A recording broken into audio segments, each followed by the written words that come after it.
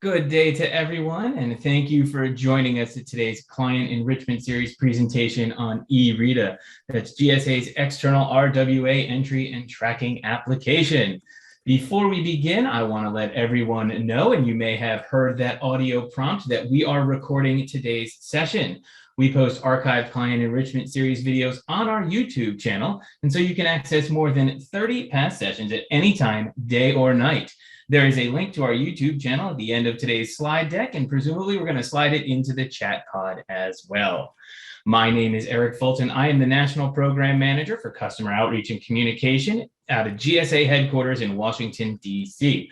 More importantly, I am your host for today's edition of the Client Enrichment Series. Today's presentation will be led by Steve Zako. He is the National Program Manager for the Reimbursable Services Division and our resident eRETA guru. Steve oversees the data management and process improvement team, which manages the eRETA application. And additionally, the team provides data and metrics to senior management about the health and the trending of the Reimbursable Services Program. Prior to working with the Reimbursable Services Division, Steve spent 7 years with GSA's Chief Financial Officer as a Senior Financial Analyst and a Financial Management Intern. Steve earned a BS in Meteorology and a BS in Economics from the Pennsylvania State University, and later a Master's in Business Administration from the University of Maryland. I'm going to talk a little bit about today's subject material. We're going to spend 90 minutes on all things eRETA. And since October 1st of 2019, it's almost 2 years now, eRETA, as well as digital signatures, are the mandatory method of submitting work requests and RWA information to us here at GSA. And the application gets a good amount of use as well. GSA accepts approximately 15,000 RWAs each year at a total value in excess of $2 billion, and that's on behalf of 330 federal agencies and bureaus. This is our eRETA Digest training session. It combines elements of our past basic and advanced sessions into one nifty little 90-minute package here today. So whether you are a new or experienced user, we have got some content for you. Steve will review the full agenda in just a moment, but today some of the highlights, we're going to show you how to access and enter data into eRETA. We'll take a deeper look at amending RWAs and digital signatures as well. In addition, we have several subject matter experts on hand to answer your questions in the Q&A pod over the course of the presentation. If you would like to go deeper into any of these subjects that you hear today or any of the topics, we do, as I mentioned, have beginner or advanced session trainings. We took elements of each of those to combine into this. Those go a lot deeper, whether you are a new user or whether you are a more experienced user. You will find recordings on that aforementioned YouTube channel. You can also find them on www.gsa.gov/eRETA, E-R-E-T-A. And we plan to continue offering this eRETA Digest quarterly moving forward. So if you have questions or need a refresher, you can always come back here for a live session. In addition, there are a host of other training materials to help you navigate the world of eRETA and RWAs, including a summarized FAQ document from all of our previous e-reading training sessions, a user guide, and an archive of our monthly quick tips. You can find all of those on either the eRETA website, www.gsa.gov/eRETA, or on the RWA website, www.gsa.gov/RWA. Before I turn the presentation on over to Steve, I do want to share just a few housekeeping instructions. We've automatically muted your audio, and that's to help us control the sound quality of the presentation. As you can tell, we're using the FedRAMP compliant Zoom for Government platform. If you are unfamiliar with this platform, we found it pretty easy and user-friendly. You have the ability to maximize your viewing pane. You have the ability to pop up any one of the pods you see below and customize your view to what you prefer. I do recommend, when Steve gets into the eRETA application itself, maximizing the viewing screen so that you have a good look of the hands-on demonstration. And then if you have a question or anything, you can just open up the appropriate pod and ask away. So speaking of those pods, we are going to be using two today, and I want to make sure we understand the difference between the two. There is a chat pod and a Q&A pod.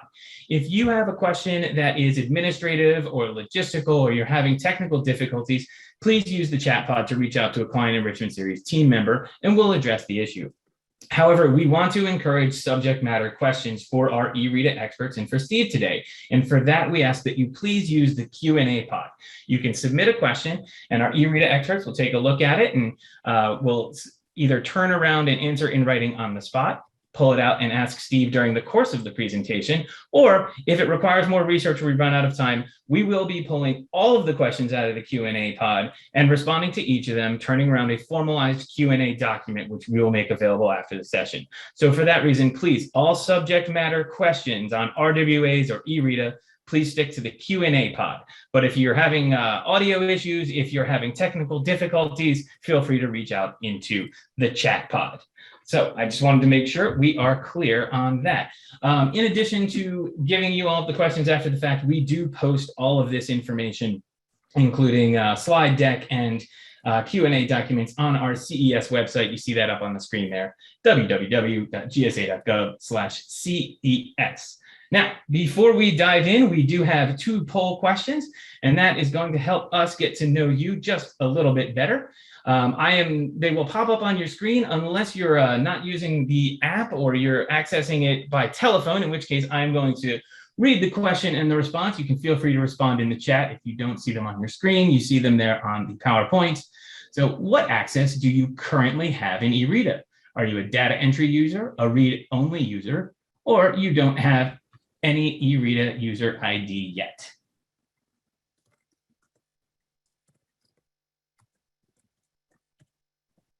Give everyone a moment here to respond, and then we will share the outcome.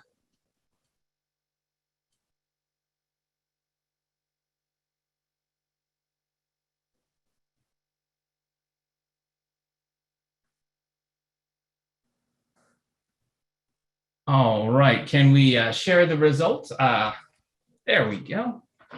Excellent. It looks like we have a great mix of users today.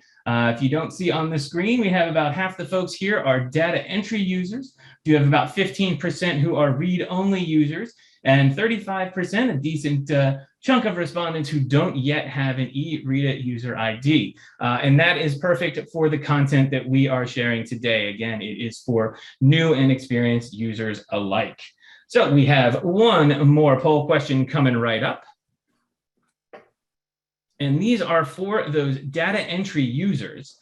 51% of you who responded. If you are a data entry user, approximately how many RWA work requests have you sent to GSA via eRETA since eRETA was required in October of 2019? We want to know the volume of work requests. Is it 1 to 5 work requests, 6 to 10 work requests, more than 10 work requests, or not applicable? I am not a data entry user. So I guess there is a choice for those non-data entry users out there. Give everyone a moment to respond. Curious to see the volume of work requests submitted. Gets us, again, a little more information on the expertise of the audience and the familiarity with our eRETA system.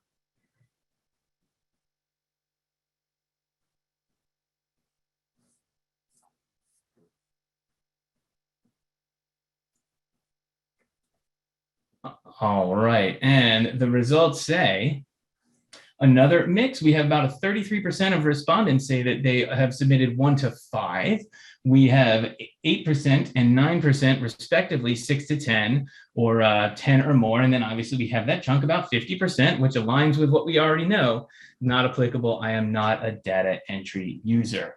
So thank you very much. That just helps us better understand our audience. And at this point, I am going to turn over the presentation to our expert of the day, that is Steve Zako. So Steve, you have the floor. Thank you, Eric, and welcome everybody to our eRETA Digest session for this final quarter of fiscal year 2021. On the screen now is the rough agenda, or the main topics we want to talk about today. The very top one there, the FY 2021 year-end reminders, is a new one, which obviously aligns with the time of year. We don't normally talk about year-end reminders in other parts of the year, so we thought this was a good time to at least remind you of some of those year-end deadlines coming up. And based on the content or the number of attendees today who have eRETA access or don't at all yet, we'll kind of work our way up from just the basics of getting eRETA access if you determine you do in fact need it for your position. We'll talk about high-level workflow, talk about the basics of searching for your RWAs or work requests, and show you the new progress tracker. I guess it's not so new anymore, but this is one of the first eRETA Digest sessions we've had since we introduced one of these new features back in April. And then we'll spend a good amount of time creating a fake work request just to demonstrate how that works and some of the different data and how to find various codes and whatnot applicable to your work requests / RWAs. We'll spend a little bit of time on digital signatures just so you can see what that looks like. And then we will talk about amendments, so amending an RWA that's already been accepted and how you can properly submit an amendment or picking the proper amendment type in the first place. We do show an open Q&A session at the very end. We usually end up doing Q&As throughout the whole session. As Eric mentioned, please use the pod in the Zoom call here to ask your questions. We have several of our eRETA team manning their keyboards and willing to answer your questions as you ask them throughout the session today. So we'll start off just with some reminders about the FY 2021 year-end deadlines. This year's deadline is Wednesday, September 8th. And what does that mean? What's a fully executable RWA? We define fully executable there in the middle of the slide, but I do encourage you all, you should have received the slide deck yesterday, unless you registered sometime today for today's session, then the slides will still be sent to you. But you can see there the click here for official year-end guidance at the top of the slide. That'll take you to one of our Rdb websites where you can read the full year-end guidance and deadlines in that document. Right here is just a real abbreviated recap of what the year-end deadline is. So fully executable again means the following three things, the following three conditions have been met: that you have provided a clearly defined scope of work for a current bona fide need. The appropriate funding is in place based upon an approved and linked summary cost estimate that GSA creates in eRETA and links to your work request. And then lastly, that you've entered all of your customer related information into eRETA, which we will show you later on in this presentation today. And that you went in there and clicked the send to GSA button, which sends a notification back to GSA that all data has been entered in eRETA. And at that point in time, you click that button, a customer request for acceptance communication is not only sent to GSA into our inboxes, but a copy of that is also uploaded into the eRETA documentation tool. And finally, just as a reminder there at the bottom, we are unable to accept RWAs from you sent in after September 8th, 2021. There are some limited exceptions, such as severable service requests. One example might be additional cleaning services. That is considered a severable service request and is not constricted by the September 8th deadline. Okay, so let's start out with the basics here. This is going to be a website you want to bookmark if you have not already done so, www.gsa.gov/eRETA. And just for the demonstration purposes, I should have mentioned this. While I will be showing some of the slides here or going through some of the slides, for a lot of the demonstration, I do like to jump out into our test environment and show you real life examples instead of making you look at static and stale slides. So I'm going to do that right now, actually, and log in or go to our eRETA website here. So www.gsa.gov/eRETA. And here's the landing page. Now there's two main subtabs here. I'm kind of hovering my mouse and let me enlarge this just a little bit in case it's small on your screen. So looking over here in the left-hand pane are two subtabs for eRETA. So there's the eRETA training materials and the how do I access eRETA. So I'm going to go to this how do I access eRETA first. And if you don't have an eRETA user ID and after today's presentation, you realize you probably should get one. come on over to this page and we have it all laid out here, a 3-step process. I'll just scroll down slowly. I'm not going to go through each process in detail. It's all spelled out here on the webpage, but you can do it. Step 1 and step 2 essentially happen back to back. You can do them consecutively. And there are 2 options for step 1. Our preferred option is you click on this link to fill out the electronic form for access. However, this is Google-based, which GSA uses. Some of your IT systems in your home agencies will block Google-related things. Therefore, you won't be able to access that. So if you can't access it, no worries. Go to option 2 and you can fill out a Microsoft Excel document instead to submit your application. But step 1 and step 2, I'll let you guys read that on your own time. Those happen back to back. And then step 3 is after we review your application, we will then have our National Application Help Desk here at GSA create a user ID for you, which will just be your actual email address with your home agency and a password. And then there'll be a few instructions in that final step 3 email of how to activate your account. Normally, all 3 of these steps takes about 24 hours or less. Some exceptions may happen where it might take up to 2 days, but usually you'll have access within 1 to 2 days of initiating this process. Now, the other item here on the eRETA website is the eRETA training materials tab. And I'll just jump over to that real quick. So a lot of the stuff that's on here, I will cover in today's presentation, but for future reference, 2 of the most helpful things are our user guides. So there is the Submitting Rdb Work Request to GSA user guide. This is a very helpful one, walks you through step by step each thing in each tab of where you're entering or where to enter your data, along with associated screenshots to help you recognize where you are in the process. I'm not going to go over all these obviously, but there's a lot of these quick tips here are all 1 to 1.5 pagers on a hot topic or a topic we want to detail and more, or provide more information and detail out some more.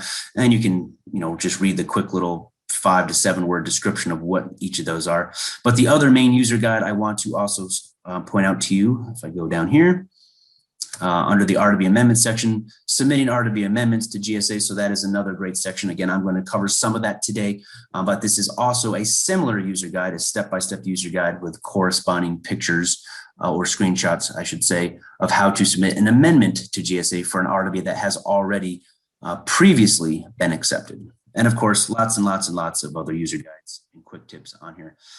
So certainly, if you have a question, this is usually a great place to start and to likely find an answer to your question. Okay.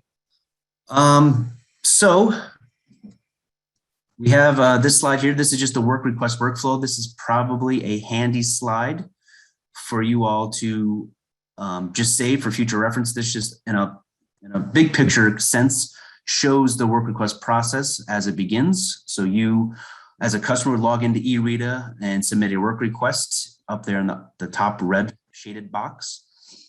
And then send it to GSA when you're ready for us to assign a project manager. It may take up to 5 business days, although the average this year so far has been about 1.9 business days for GSA to assign a project manager on average.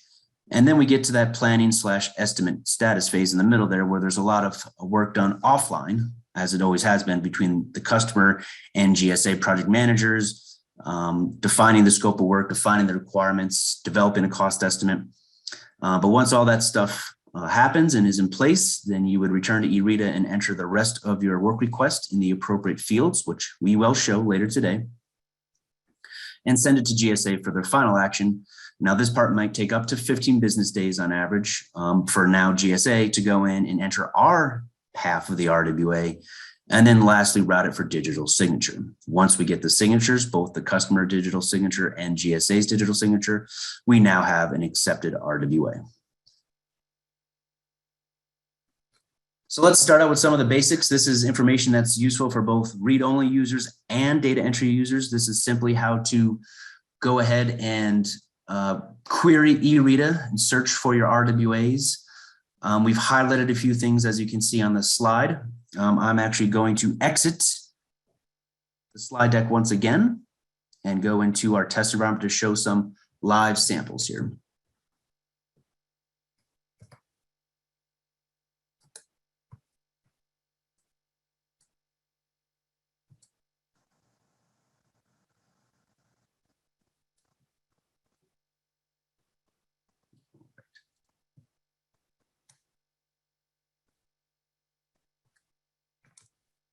Now, this is a test environment, just to caution you. So it is not, this is not a new login. This is simply me logging into one of our test environments.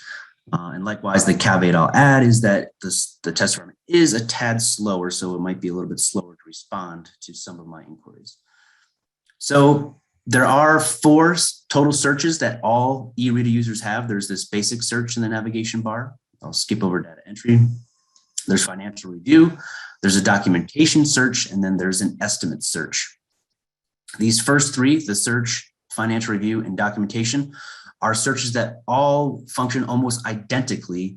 The only difference is the types of data that they spit out. The basic search gives you some basic information. Financial review has a lot more detailed financial information. And then the documentation search, of course, allows you to search for RWAs and their associated documentation. Now, there's a lot of search fields on here. That's not meant to mean you have to use every one. This is just to give you a whole host of options based on what kind of information you're trying to query. Now, most of you, if you're looking to find a specific RWA, just plop right in here to the top middle field and type in that 7-digit RWA number if you're looking for that one specific RWA. Alternatively, if you want to query a bunch of RWAs, you might use some of these other search fields. So for example, if you're looking for something, all of your RWAs in the state of Alaska, you can come in here and do that. Or if you have multiple states you want to search for, you can multi-select those multiple states. If in addition, you also want to just look for your non-severable RWAs, you can add that as an additional filter. And the more and more search criteria that you enter on one of these searches, so let me just do $25,000 to, let's say, $250,000.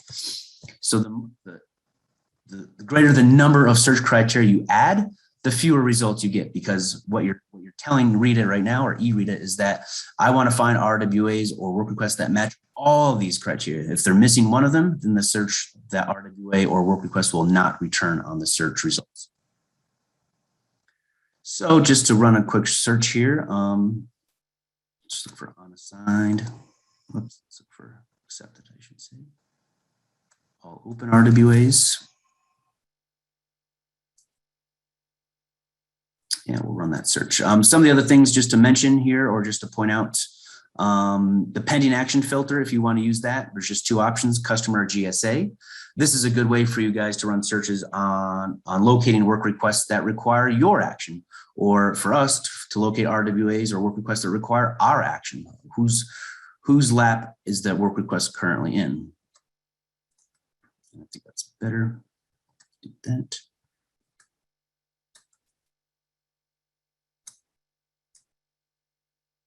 So I'm going to find some work requests here. Additionally, other things, and this is true throughout the entire application, not just the searches. You can see some of these terms here are hyperlinks. If you were to click on any of these hyperlink terms, that simply opens up the eRETA glossary for that term and then gives you the definition. So if you're unsure or uncertain of anything or what it means, clicking on that hyperlink will open up the glossary for a more detailed definition. These little magnifying glasses, there are a few of them here. What these will do, and this is true of all eRETA search screens, not just the search screen, is these magnifying glasses produce a pop-up for you to look up a value based on other criteria. So for example, this is the building number. If you did not know your building number off the top of your head, you could also look it up based on certain criteria.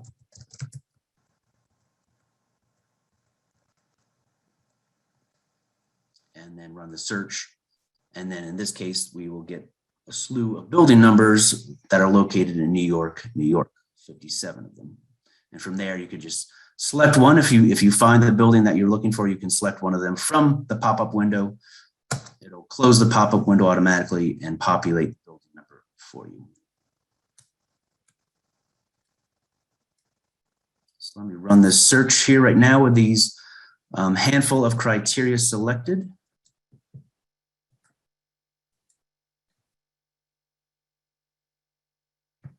And what will result in the bottom half of the screen will be all of my work requests or RWAs that match the criteria, which are none. I guess I've selected two many criteria. Let me take out the dollar amount since we haven't selected or set a dollar amount for work requests just yet. So that was probably the problem. There we go. Okay, so in this case, 171 records met my my conditions. I can scroll through these and look at them. You can see there's a few additional identifying factors on each of these work requests in the screen. But if you want even more details, you can simply click Export to Excel, and these 171 results will then download into Excel, and you have a lot more columns in Excel that will provide even additional data on top of what you see on the screen here. Obviously, we only have so much real estate on your screen, but in Excel, we more or less have unlimited number of columns that can be downloaded into Excel. If you wanted to pull up or look at a specific RWA or work request, simply click on it in the search results. So I'm just going to randomly choose this one here.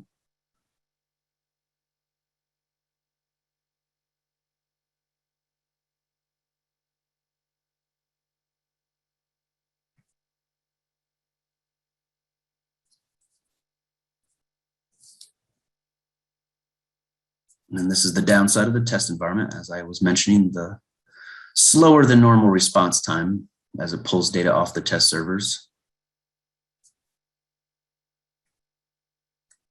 There we go. All right. So this is still a work request that's not fully accepted yet. So you have the basic information here, and this is this tab we're looking at right here is the work request itself. That's all you have to fill out. I'll show you that or demonstrate that here in just a little bit. Something that has been newly added in the April 2021 release, as I mentioned, is this new progress tracker over here on the right-hand side. And this shows where in the process the work request is to ultimately getting down to the bottom, which is accepted. Additionally, we have the awaiting customer or waiting action from, in this case, it says the customer. But if it was in GSA's lap, if the customer had done everything and now they are waiting for GSA to do something, this would say GSA. And we do have an I bubble here that does detail some of the other possible values that might show in this area. But typically, a work request is either waiting for you as the customer to do some sort of action or waiting on GSA to do some sort of action, with the ultimate goal of getting this work request all the way down to the bottom here and let it show or have it become an accepted RWA.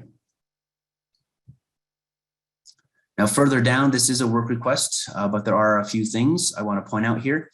Specifically here in the bottom half, these yellow hyperlinks.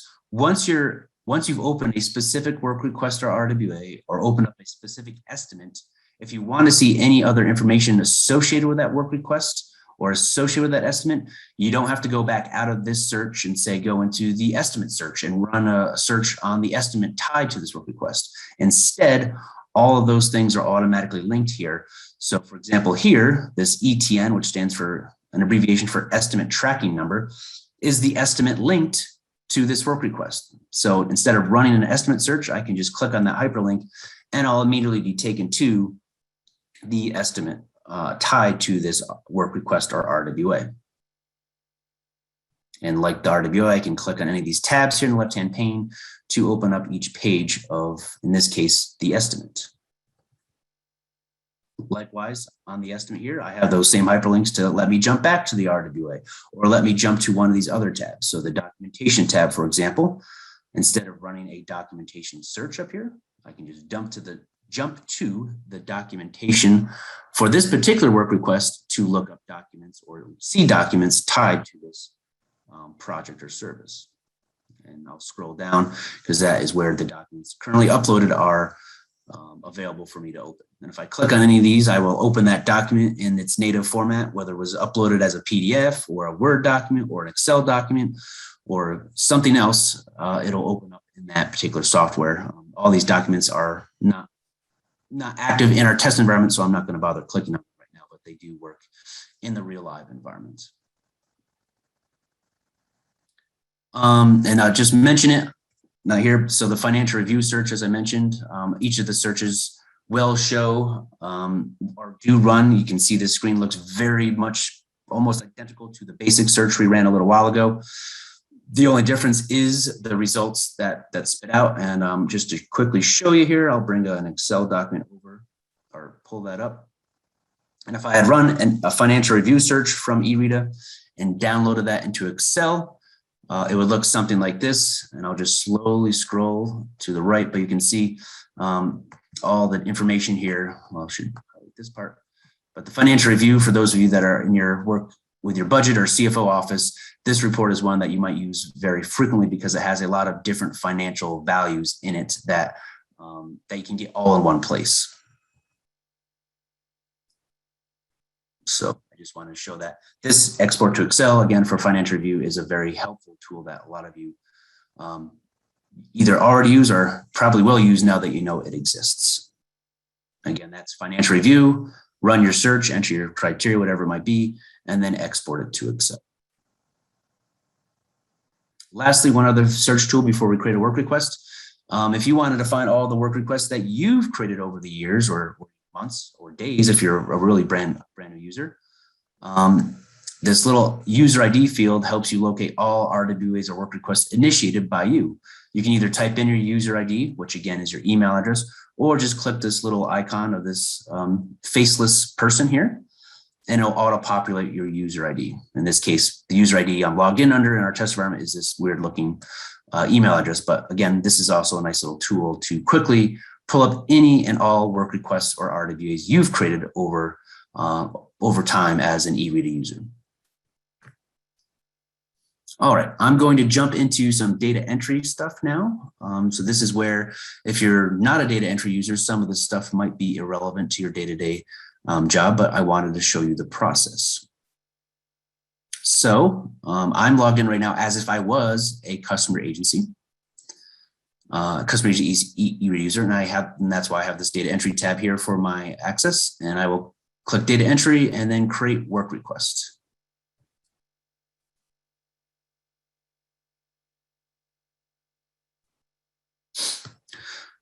So this should take you to fill out a work request, which is literally just this one screen, this one tab called the customer information tab. Once you start doing this, will take you maybe 2 to 5 minutes, depending on how much detail you want to put in here. I'll spend a little bit more time than that, just going through some of these fields just to make sure they make sense, especially if you're new to this. So first and foremost, the very first field I could enter, although it's not required as denoted by the lack of a red asterisk, is the estimate tracking number. So if you already did have an estimate, a GSA credit estimate, you could link that estimate tracking number in this field. This would likely only be the case for, say, overtime utilities, where you're getting the overtime utility estimate from GSA probably in the last few months for the upcoming fiscal year 2022. However, for projects like renovations and space changes and alterations, typically you would not have an estimate from GSA yet. That's normal. By doing this work request process, you're effectively initiating GSA to create that estimate for you. So it does not, that's why this field is not required, because in many cases you don't have an estimate yet. First thing you need to do is select what agency bureau this work request is for. In the test environment, we just have a handful of random agency bureau codes in here. This is an unrealistic scenario. No one customer would have judiciary and IRS and SSA and DHS agency bureau codes all tied to the one user ID. In fact, about 92% of all of our users only have one agency bureau code total. And that makes this selection easy because there's only one selection. For purposes of today, I'll just select Social Security Administration. The next selection you'll make on the work request is the where. Where does this work need to be done? Now, there's two ways to do it. You can pick your state and then pick the city in that state, and then type in your address and information manually. Or, and this is preferred if you know it, is type in your building number. Or if you don't know your building number, use that building number lookup that we demonstrated a little while ago. There we go.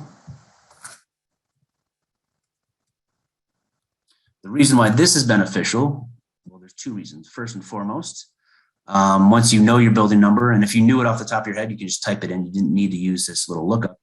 But once you type in a building number or select it from this building number pop-up, it pre-populates all of your building, your city, your state, your address, and everything for you. So there's less manual typing. Additionally, this ensures that when this work request is routed to GSA, that it's routed to the proper region. We do have some instances, some overlap in GSA regions where, especially in the New York, New Jersey area, as well as the DC metro area, where 2 or more regions might operate or manage at least one facility in the same city. So when you're using just a city and state, instead of using the building number itself, RETA and eRETA are not sure, hey, which of the 2 regions does this one belong to?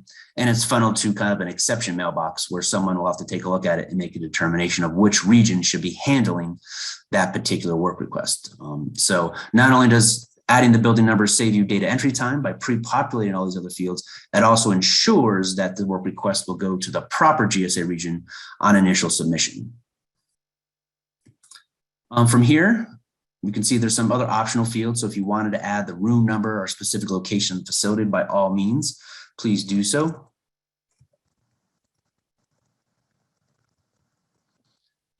The request category, there's 5 different possible categories to select from. This helps also ensure that your work request is routed to the most appropriate group in GSA to assign you a project manager. That's because each region in GSA typically has a different group that's going to manage, say, projects, renovations, space alterations, new construction, if that might be the case, versus a group in our facilities management division that'll be managing, say, overtime utility needs or cleaning, maintenance, janitorial needs. So that's why this selection is listed. And similarly, if you have a property disposal need, so you have a building or facility that you want to dispose of, you can route that to our property disposal group accordingly by selecting one of the property disposal selections as well. And if you aren't sure what all these terms mean, this little eye bubble here will go into more details with some examples of what each of those 5 descriptions mean. Next, estimated fiscal year needed. When do you want this, or when do you need this work to start? And if timing or funding wasn't an issue, when would you want it to be completed? Obviously, if it was brand new construction, we're not going to build a new building in a couple weeks. But if that was possible, when would you want it? So most of the times, you're submitting a work request and that you have a need for this fiscal year. However, if you wanted to go in today and start entering your overtime utility work request for fiscal year 2022, you could do that, but make sure you select 2022 so that when it's sent to GSA, we realize, oh, that's for next year. I realize that's not as high of a priority right now to deal with as your final request for FY21. And some of our agencies are even putting in work requests, planning out for fiscal years. That's why you see these 5 fiscal years out into the future as well. But by and large, most of your work requests will be current because you have a need for it now or relatively soon. Next, the estimated amount. This is simply a small, medium, or large kind of concept. We realize we will do a more detailed estimate for you. But if you have a general sense that this is, hey, a pretty small project, or hey, this is a massive construction project, this helps us make sure we assign the most appropriate project manager to your request. Next, who is the main point of contact? While you might be doing the data entry and entering this for your agency right now, you might not be the main point of contact that the GSA project manager should be dealing with. So you can select a name different than your own here if that is the most appropriate choice. I'll just randomly select Steve's name here. And this list is pre-populated with people with email addresses, in this case, who work with Social Security Administration and have been associated with an RDB in this specific building number before. So that's how these pull-down menu of point of contacts are pre-populated. If there's a name that's not in here at all right now, you want to go down to the Add New selection and then select the magnifying glass here, which opens up a pop-up. And then you can type in that person's name. I'll just type in my name and click Add. If this person's name exists already in eRETA somewhere else, maybe with different building numbers, all of your information will pre-populate into these fields. If that email address is brand new, first time eRETA has ever seen it, all of these fields will be blank, and you can type in the first name, phone number, et cetera, address for that point of contact. And that'll be the last time you ever have to enter that information in for that point of contact, because now we have his or her email address saved in our in our database. Similarly, we get a lot of questions like when you look at this pre-populated list and say, hey, wait a minute, Amy doesn't work with SSA anymore. How do I get rid of her name so we don't select it by accident anymore? To do that, on any work request or RWA, you can select that person's name and click the magnifying glass icon again and say archive. And what this will do is it'll remove Amy's name from showing anymore in any of these pull down menus. Her name will not be removed from historical RWAs where Amy was the point of contact. It'll simply just remove it from being listed in the pull down menu for future RWAs. And then you just get a little confirmation message, making sure that's what you want to do. And now in this pull down list and all future pull down lists, you will not see Amy's name any longer. Okay, and lastly, the last required field here is the description requirements. The more details, the better. So we have an idea of what the scope of work is, generally speaking, is. Of course, once GSA assigns the project manager, they will sit down with you and go into greater detail to define your scope of work.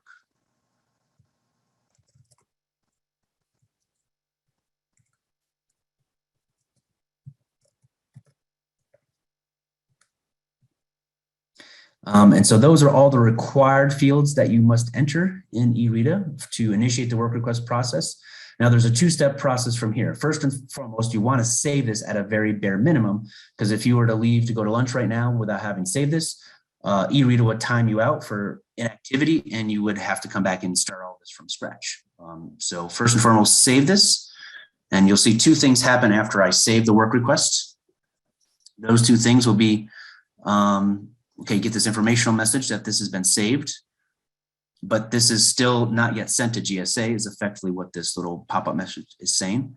But two things happen now that I've saved it. One is now you have a unique tracking number for this work request, and that tracking number 2132565 will stay with this work request for forever, even after it becomes an accepted RWA. The only thing that might change is the W might become an N or an R or an A type, depending on what the appropriate RWA type is. And the second thing I mentioned that will now happen after saving it is now the appropriate GSA region will also have been identified, GSA region 2. Now this is in pre-planning status, which means you've saved the work request, but you have not yet sent it to GSA for any action. And again, if you're confused or not certain of what these statuses are, which I wouldn't expect most of you to know all of them by heart yet, just clicking on the status link will open up the eRETA glossary definition for statuses.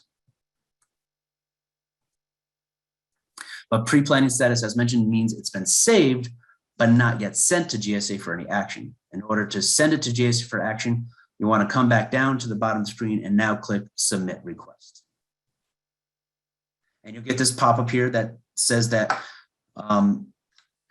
submission of this request does not guarantee GSA acceptance of an eventual RWA. So that, in other words, you should also not post or create or initiate any obligations in your financial system for this pending RWA because it has not yet officially been accepted. So this is more or less legal language that our legal counsel required us to add to the system. And there's also this additional note for late fiscal year submissions, which is coming up on September 8th, that you acknowledge that you understand those fiscal year end deadlines.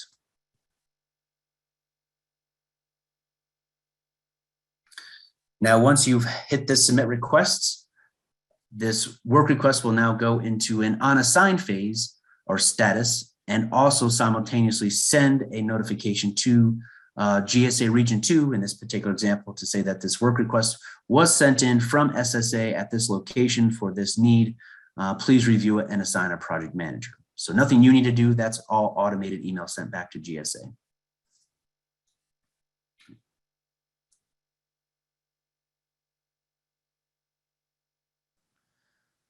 And then I'll show, okay, there you go. So now we got the confirmation. Additionally, I didn't mention this, but the previous confirmation screens we saw that I kind of dismissed a little bit quickly there, also said or told you if you had to upload documents, you'll get further instructions once you submit the work request to GSA.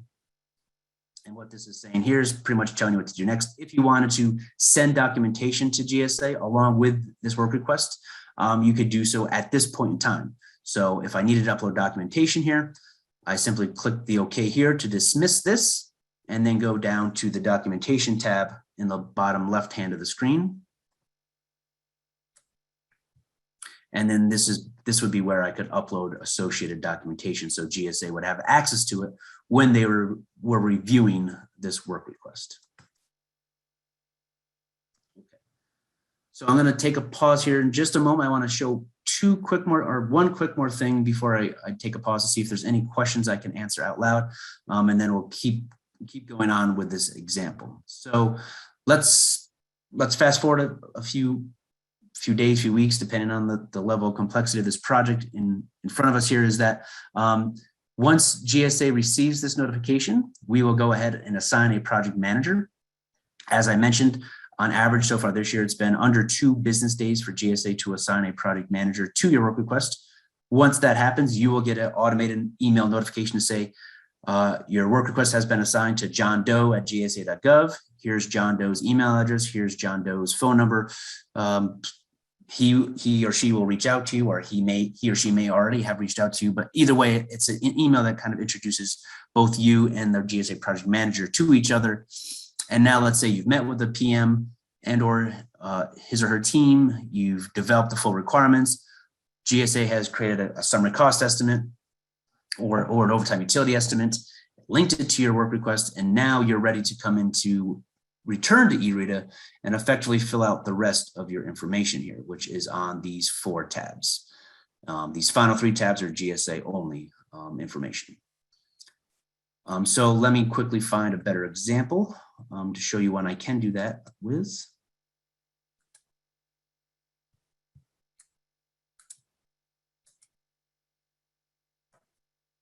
All right.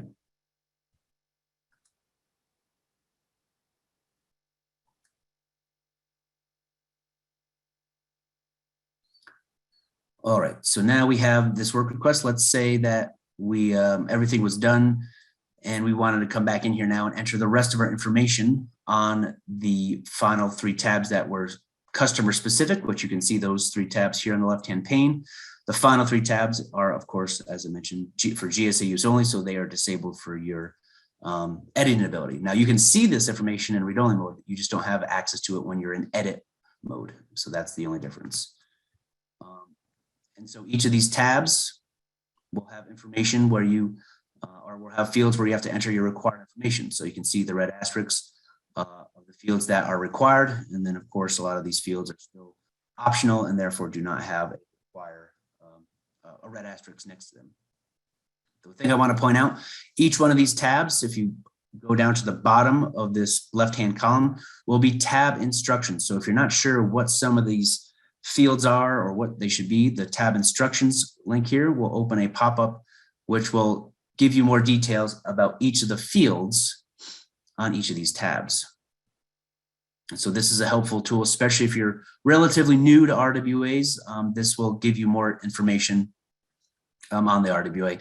And effectively, if you used to fill out RWAs the old-fashioned way on paper or PDF, this tab instructions pop-up is the equivalent of pages 4 and 5 of the old 2957 form, which had detailed instructions about each of the fields you were filling out. So that's what this is now in the all electronic world of eRETA. So before I move along, I'll take a little pause, take a drink of water here. Any questions that have come up, Eric, that I could answer aloud? Go right ahead and take a break there, Steve. We don't have anything to pull out and demonstrate for you. I see a couple of questions in the chat that probably should go into the Q&A. So if you posted a eRETA or subject matter question in the chat, please resend it over to the Q&A and we can get that answered behind the scenes, or if we run out of time, we'll be able to pull that out of the Q&A pod and respond when we have the time and the resources to do so. So with that, Steve, it looks like we have about 30 minutes left in the session, probably running a few minutes behind, so I will turn it right back over to you. All right, thank you, Eric. If you're following along on the slide deck specifically, although I will stay in this live demo, I'm now on slide 19. So that's where I am on the billing information tab.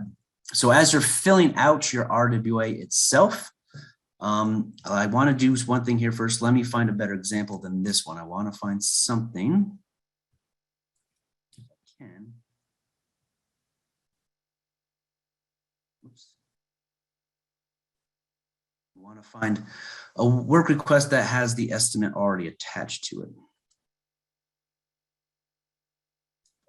Maybe I can't.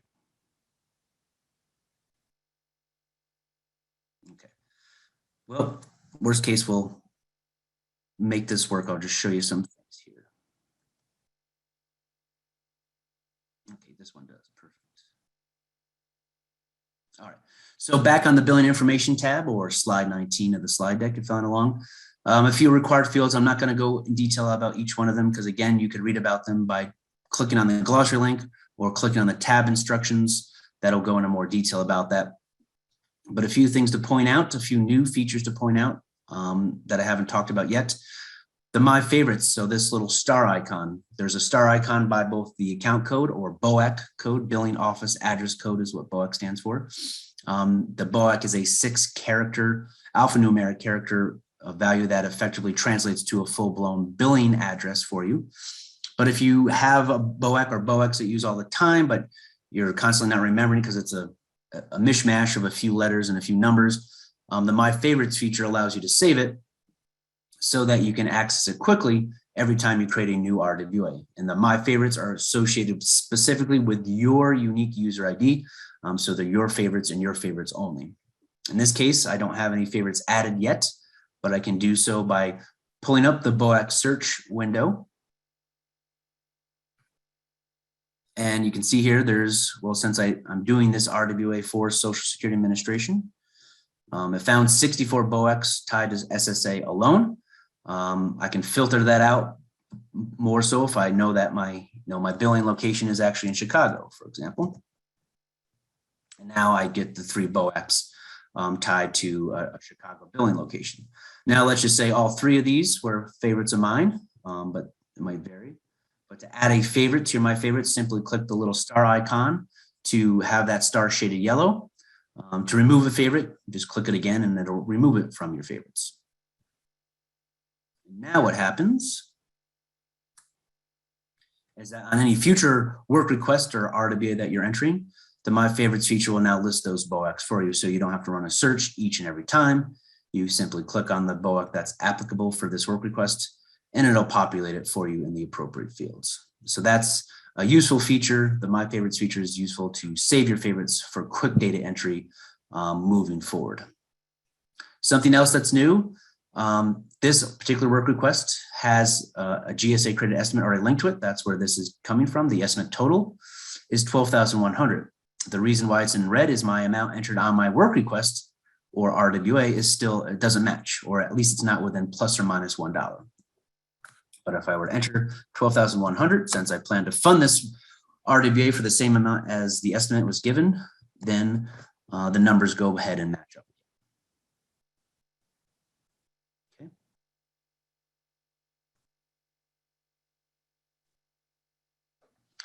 Now, accounting details tab, which is on the slides 20, 21, and 22, as well as 23. If you're following along, we'll talk about some of the features here. So I can add a specific accounting detail line for this RWA, first and foremost. So I need to enter some of this information here about the funding. Now, let's say I want to split fund this across 2 different accounting lines. That's totally fine. You can add up to 99 accounting detail lines. I'm hoping some of your RWAs are not that complex where you're breaking it out to that level of specificity, but the system does allow for it.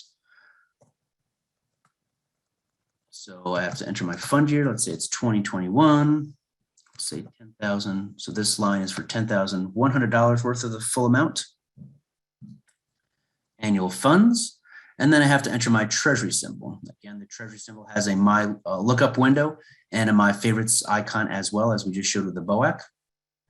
In this case, I've already saved a handful of favorites here that I can select from, but just to quickly show you the search window here, if you don't have any favorites saved yet, is that E-Reta is expecting the the very specific component treasury symbol format. And all of that is detailed here in this pop-up window. I'm not going to bother talking through all this now, but you can read it for yourself.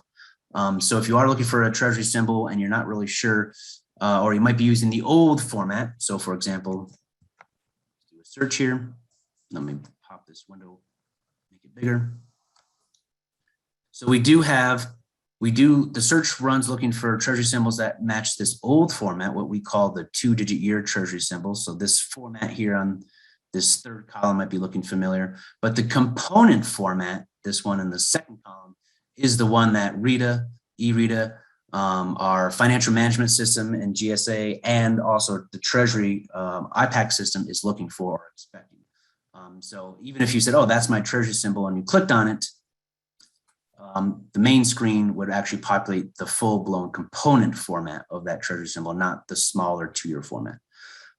So the search lets you search by both formats, but it always populate the component format in this field. So if you were trying to enter this the old-fashioned way, the old format, you would get this error message saying that the format or the treasury symbol does not match anything, and that's because this is in the wrong format. So let me just pick one of my favorites anyway to get past that. Oops, that's not the favorite I wanted. Let's pick this one. Okay.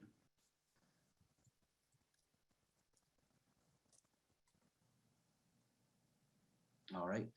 If you are going to enter multiple accounting lines, we do highly encourage you to preface that accounting line with something like this: accounting line 1 of X, however many lines you're going to have.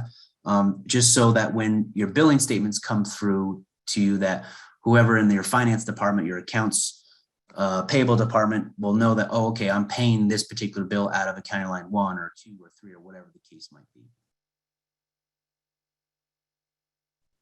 Oops, I guess I picked the wrong, I did, okay. This is also, I'm glad I entered this. So this is a new error that we've added recently. So this RWA, if you recall, was for Social Security Administration. But the Treasury symbol I selected was for a different agency bureau, agency bureau code 036, which I can't remember who that is off the top of my head, but SSA is 028. So that's why you're getting this error, so that you're not trying to use somebody else's Treasury symbol. If you told me your Social Security Administration, you should be using a Social Security Administration Treasury symbol. So let me go ahead and find one then.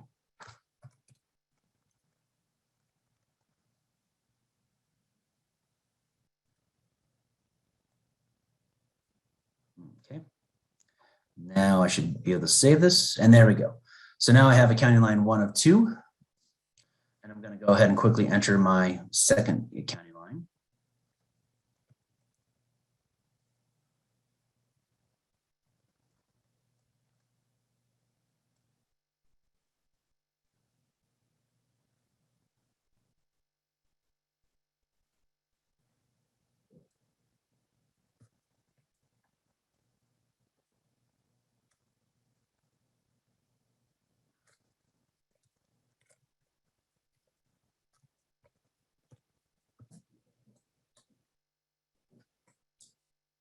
And now I have my 2 accounting lines. They add up to $12,100, just like my total did on the previous tab, and I'm good to go from there. Now, one thing to note here, and this is outlined more so in this multiple accounting lines help. So if you do use 2 or more accounting lines, probably a good idea to read through this pop-up. What this will walk you through is some of the things I just said. So for example, enter the text line X of Y when you have multiple lines, just as we did here, accounting line 1 of 2, accounting line 2 of 2. Additionally, you'll have to select which line you want to bill. Right now, our billing system, our downstream system, only can bill 1 accounting line at a time. So if you have multiple accounting lines, you'll want to select which line you want to build first, presuming you're on a FIFO model, first in, first out, and highlight that line. Subsequently, let's say a few months down the road, we build out this all $10,100 here. You'll want to come back in here and do an administrative amendment and change the line to bill to this line, so that subsequent bills from that point forward will now build this second line of accounting. So that is the only kind of hiccup, so to speak, with multiple accounting lines is that our downstream system that manages the bills can only handle one accounting line at a time.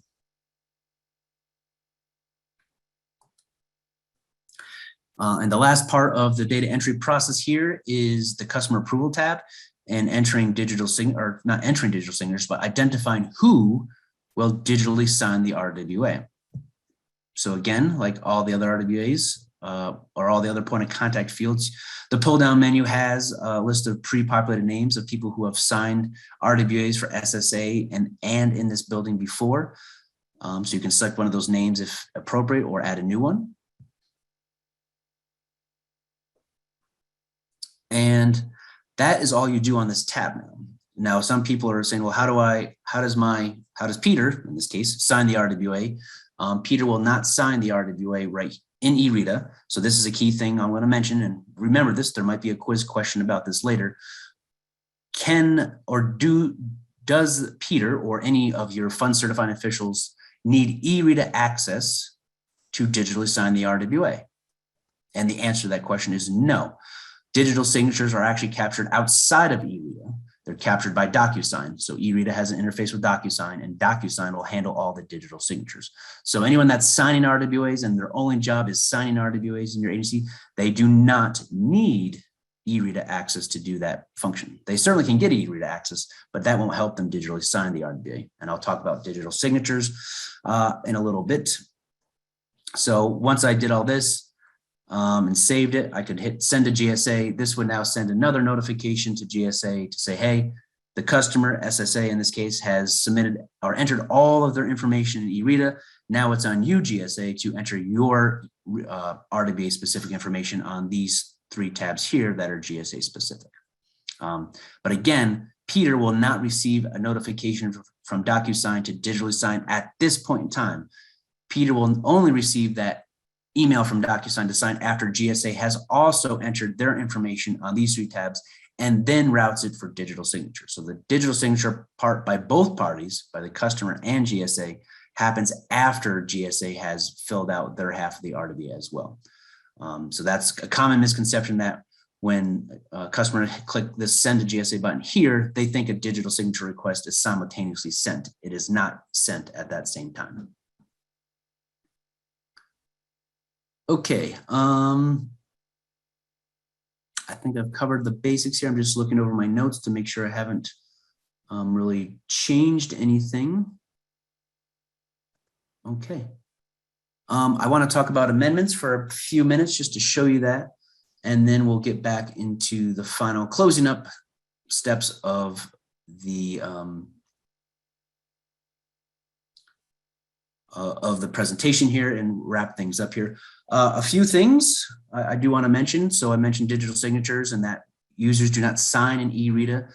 The other thing I should mention too is that you should not fear about entering your work request, even if you've entered all four of these tabs so far.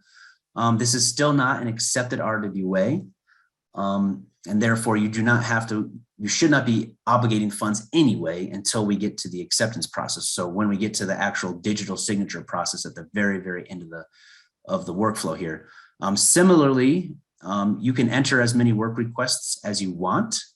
As mentioned, you do not need dedicated funding set aside to submit a work request. That's why in this estimated fiscal year needed field, as I showed on the fresh work request, customers in some cases are entering work requests for future out years. You might not have funding in 2024 for all you know for this project, but you're planning that ahead of time as a possibility. So entering a work request and leaving it in here that has not yet become an RDB does not yet require dedicated funding. So I do want to let you know that the funding does not need to be in place until we get all the way to the end of that workflow, if you recall from slide number 9, where we're now routing the RDB for digital signatures. Okay, so amendments, let me go over that really quickly here.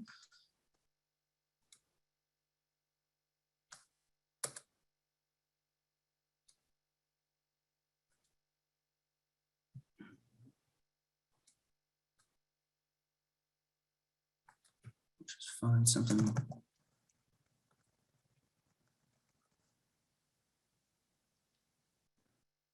All right. So now let's say we want to amend an accepted RWA. Now, mind you, you can amend RWAs, not only that you initiated in eRETA or someone in your agency has initiated an eRETA, but eRETA also includes all RWAs that were entered into our system even before you did the data entry. So even though you might have been sending us paper or PDF, we were going into RETA and eRETA and entering all of your information for you. So all those pre-eRETA RWAs are also still in the system for you to access, and you can initiate amendments against them electronically. You would have to. We don't accept paper amendments anyway. So I just wanted to, I don't think I said that yet, so I wanted to make sure you were aware that all RWAs prior to or after eRETA are in the eRETA system for you to access and to amend if necessary. So let's say we have this RWA that was accepted back in November of 2020, and we needed to process an amendment against it. Now, there could be a variety of reasons to make an amendment, and that's why there are various input codes, as we call them, and there's 4 possible options. This first one is a customer administrative change. So this is something, say, very basic. It's not altering the dollar amount. You're not altering the scope of work. You're not changing your funding. You might have just typed in, someone's name wrong, or you want to change the point of contact on the RWA, or you want to update your customer order number, excuse me, because it was an RWA that predated eRETA, and GSA just typed in that customer order number wrong. So in this case, I selected that E input code, and it puts me back into edit mode in the RWA. And I can change certain fields, but you do see a lot of these fields are grayed out or disabled. That's because you selected the E input code or administrative change, and therefore certain fields like the dollar amount are not editable with this type of amendment.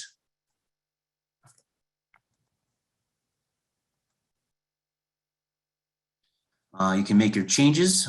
If it's 1 change, 2 changes, 500 changes, you can make as many as you want. But again, RETA will disable certain fields that cannot be changed based on the input code you selected at the very beginning. So again, you see here, the dollar amount, the fund type, the treasury symbol, all of those cannot be edited on an E input.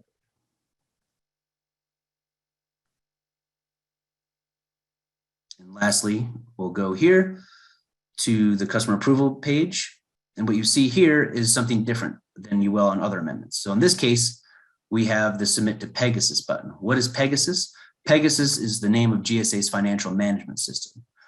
When you're doing an administrative amendment like the E input code, we allow you to directly submit those changes into our financial management system, Pegasus. These particular amendments do not need to also be reviewed by GSA first. So that's why this button, instead of saying submit to GSA, says submit to Pegasus and allows you to immediately submit this amendment to our financial management system. Alternatively, show a different amendment type. There we go. All of these other 3, these final 3 amendment types will first require you to route the change to GSA for us to review, and then we will either approve or reject that amendment and submit it for acceptance accordingly. And in some cases, get additional digital signatures accordingly if, for example, you have changed the dollar amount. So that billing change, H input code, is really if you need to change anything related to the billing information on the RWA. So if the BOEC and the billing address were wrong, if the agency location was wrong, if you needed to change the frequency of the billing, so that you would use this particular amendment type to do that. This cancel/early completion, if you needed to cancel a project after it was already accepted, or we had gone halfway through the year, you had 12 months of the overtime utility services, but now you've reduced that down to 6, you would use this amendment type to effectively initiate that type of change in transaction with GSA. And then lastly, if you have a major change, if you need to add or reduce funding or change scope, the X input code would be the appropriate selection for that type of amendment change. And so let me just make a quick change here because I want to show you something else about amendments, and then we'll start to wrap things up. So just do the same thing, X, Y, Z.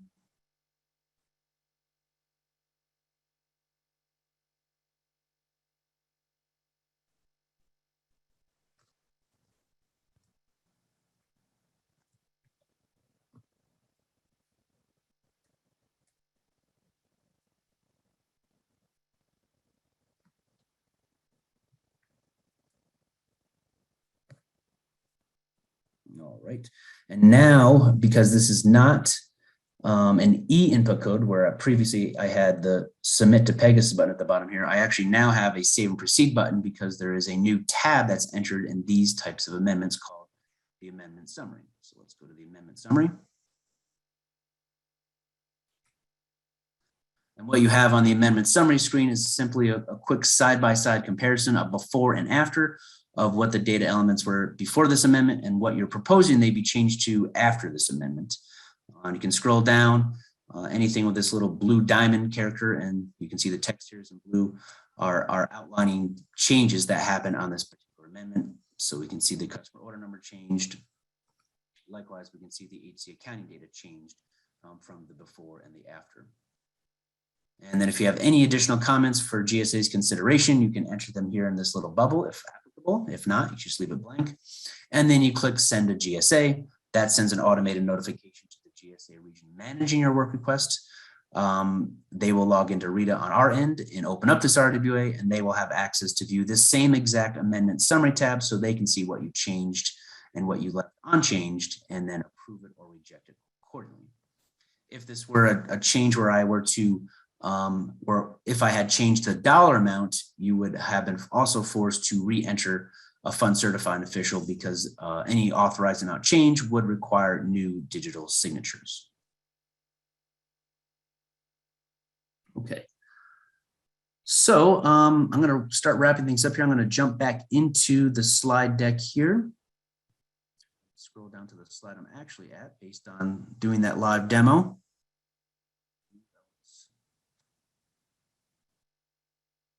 Here. Nope.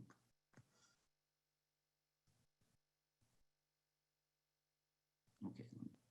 So on slide 28, I just want to quickly talk about digital signatures again for like 30 seconds. Let me make this bigger. So on slide 28, I did show you this screen here already that you just select the signer's email address so that it's saved to the RWA, and then you click send to GSA. Ultimately, when the rest of the RWA is filled out and GSA fills out our half of the RWA, and then we route the RWA for digital signatures as the final step in the whole workflow. In this case, John Doe, as shown on the screenshot here, will get an email that looks like this on slide 29. And this email is generated from Docusign, and they merely have to click the review document button in that Docusign email they received in their inbox to take them to Docusign to review the RWA and apply their digital signature. Just take note of this text over here on the right-hand side of slide 29. The Docusign emails will be generated from one of these three Docusign email addresses. So we highly recommend that any of your digital signers add all three of those email addresses to their address book so your email clients at your agency recognizes those emails as trusted senders. Once the signer clicks the review document button in the email, which opens up a web browser to take them into Docusign, they will see a copy of the 2957 form, which we've got a little snippet of here, and of course the little yellow sticky tab identifying where they need to click to apply their digital signature. And that's it. That's all they have to do. I mean, obviously, they should be reviewing all the data in the RDB first before they apply their signature. And if they do have any concerns, they can either reject it or at least not sign it yet and come back to GSA to ask about why does field number 12 say X, Y, and Z. Whoops, got a little bit too far ahead of myself, but with that, Eric, I am done with what I wanted to cover. So if there are any questions I can answer aloud, I'll address that. If not, we can get into the closing ceremonies here with some final quiz questions and other closing information. I think in spirit of Tokyo 2020, we can move on to the closing ceremonies, as you put it here. Just a few minutes left, and I know we have a little bit more that we want to just reinforce, so go right ahead, Steve. Okay, well, actually, I mean, I am ready if we want to go into the final three quiz questions that I think we still had, or poll questions that we still had to go at this point in time. That's right, we sure do. And so give us a sec to pull the questions up. We have 3 to go. Here is question number 1. This is about dedicated funding. Does my agency need to have dedicated funding set aside for a project or service before I can submit a work request in eRETA to GSA? Yes or no? Do you need to have dedicated funding before you submit a work request? Now, I'm going to be eyeing this one on a curve because we know that 50% of the folks out there are data entry or read-only users should know this. So hopefully if you are one of the 50% not yet, this is a new role for you. I hope you're paying particular attention because this is an important facet of work requests in eRETA. And all right, we have 62% who say no, which is the correct answer. You do not need to have dedicated funding for a work request. The simple way to remember, a work request just identifies a project need, couple basic pieces of information that we at GSA need in order to turn around a scope, but you do not need dedicated funding at the time of submission for a work request.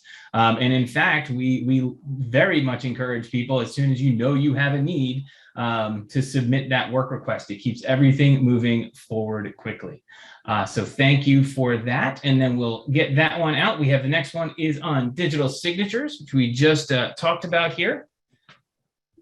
Do you need an eRETA user ID to digitally sign an RWA? Yes or no?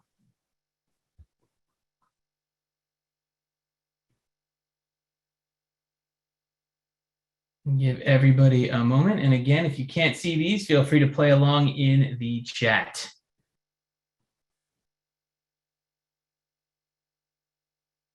All right, and once again, we have about 2/3 of people with the correct answer. No, you do not need an eRETA user ID to digitally sign an RWA. The digital signature function operates outside of the eRETA system. So you will just put in any email address, and then that person would receive the information for digital signature. All right, and we do have one more poll question that we can pop up right now before we get into resource links and closing. And this is about the impact. This helps us really tailor our presentations. So as a result of today's session, how much more comfortable are you using eRETA to submit RWA information to us here at GSA? Much more, somewhat more, or you still need more training?